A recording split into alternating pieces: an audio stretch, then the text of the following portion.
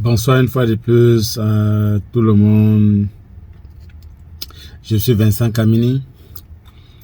Et il y a un sujet que je voulais qu'on parle. On va être vraiment bref. On a vu ces derniers jours des mouvements du côté de Mali. Voilà, on parle de l'AES. On a vu des mouvements du côté de Mali. Certaines coalitions qui voulaient organiser des manifestations pour demander, ils ont d'abord dit qu'ils vont faire l'entrée dans la démocratie en 1991 par l'ancien président malien et demander, n'est-ce pas, à Assimi Goïta et au gouvernement actuel d'organiser les élections parce qu'ils avaient promis à la CEDEAO qu'ils devaient organiser les élections au plus tard fin février 2024. Et vous savez, il faut qu'on soit honnête avec nous-mêmes, surtout nous les Africains. Vous savez tous les problèmes que le Mali a eu déjà avec le fichier, avec un problème de fichier électoral, où les ingénieurs maliens étaient obligés de sortir pour venir donner main forte au gouvernement malien, pour récupérer déjà tous ces fichiers-là. Et ils ont mis sur pied leurs propres fichiers à eux, qu'on appelle Mali Koura Biométrie. Et c'est un fichier qui permet, n'est-ce pas, d'enrouler les gens, d'enregistrer les gens dans les listes électorales, voilà, même pour faire les cartes d'identité, les passeports. Maintenant, ils ont un seul endroit ou un seul logiciel où on tape là-bas, on a toutes les informations des personnes inscrites, donc on n'a plus besoin de dire qu'on va aller chercher ici, on va aller chercher là-bas. Ce qui est une bonne chose, ça veut dire qu'il y a une avancée en termes technologiques. Le gouvernement est en train de travailler, n'est-ce pas, ils sont en train de tout mettre en œuvre pour que les élections qu'ils vont organiser soient des élections fiables, transparentes, pour qu'il n'y ait pas de discussions ou des conflits après les élections. En même temps, c'est pas parce qu'ils ont gagné, ils ont récupéré, pas gagné, ils ont récupéré Kidal et d'autres petites villes qui veut dire que le terrorisme est fini. Il y a toujours la guerre et à ce moment-ci, ils sont en train d'implanter, n'est-ce pas, les autorités dans beaucoup de ces villes qui ont été récupérées parce que il fallait d'abord restaurer, n'est-ce pas, l'autorité de l'État dans cette ville-là. Et vous savez qu'il y a eu aussi beaucoup de déplacements internes. Donc, c'est aujourd'hui que beaucoup de personnes sont en train de revenir, n'est-ce pas, à leur ville, à leur domicile. Et il est question que ces personnes-là soient enregistrées sur les listes électorales. Donc, il y a encore un travail colossal à faire avant d'arriver au niveau des élections.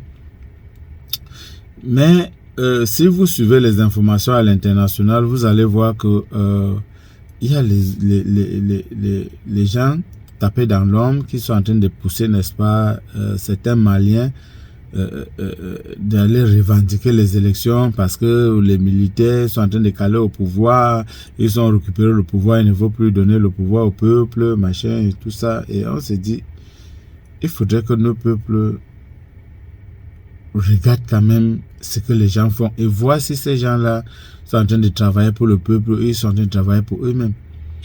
On peut dire aujourd'hui, sans risque de nous tromper, quand Assimi Goïta et tous les militaires qui ont pris le pouvoir au Mali sont en train de travailler véritablement pour le peuple malien.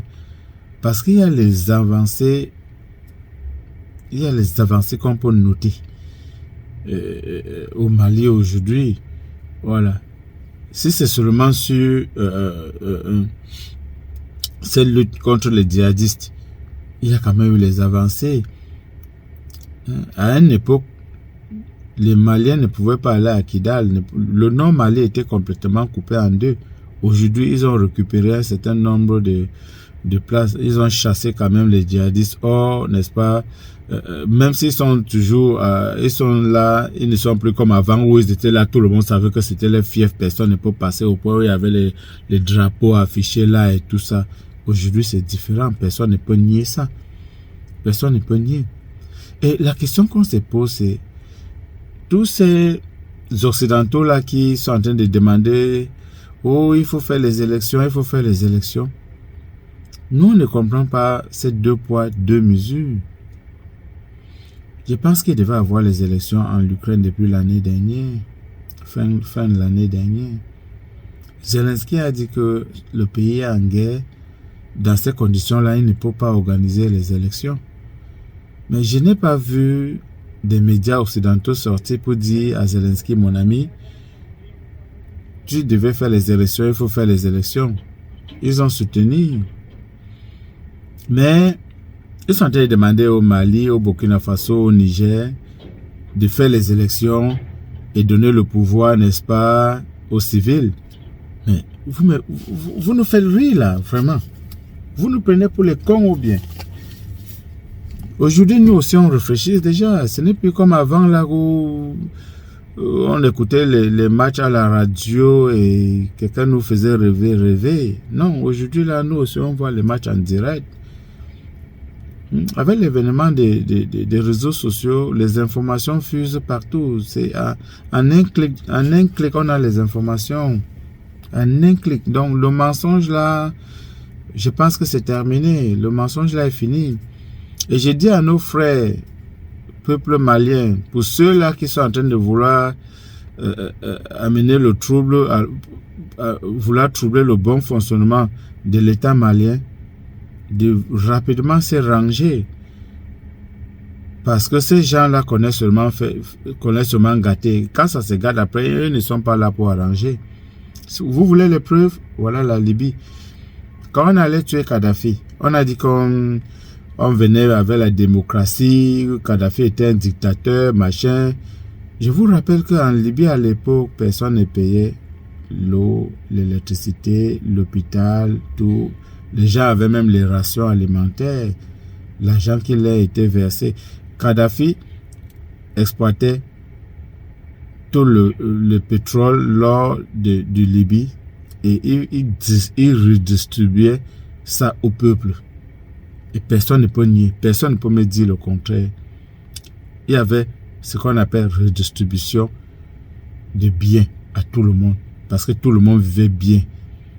Kadhafi a fait venir l'eau au désert. Les gens ne manquaient pas de l'eau, alors que la Libye était un désert. Aujourd'hui, où est-ce que la Libye se trouve?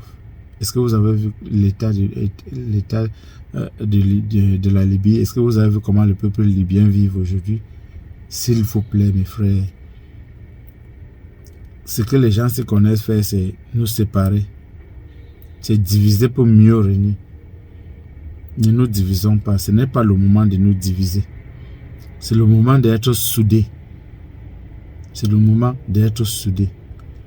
Aujourd'hui, là, le Niger, le Burkina Faso et le Mali, personne, il n'y a aucun pays qui peut se lever comme ça et venir leur donner encore les injonctions de faire ci ou de faire ça. Mais, c'est avec le peuple. Et tout ce qu'ils sont en train de faire, c'est pour le peuple.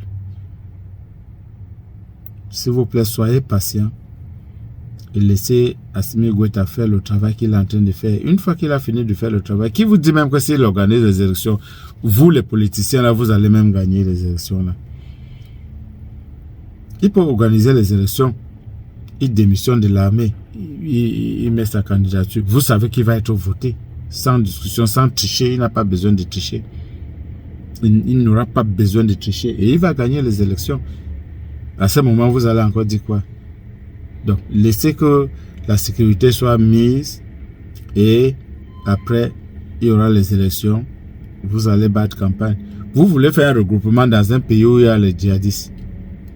Vous avez vu ce qui s'est passé en Russie? Vous avez vu ce qui s'est passé en Russie? Où les gens étaient réunis pour un concert, les gens sont venus tirer sur les gens. Sur le carreau, il y a eu 130 morts sur le carreau. Je crois qu'aujourd'hui, le bilan, c'est même déjà alourdi.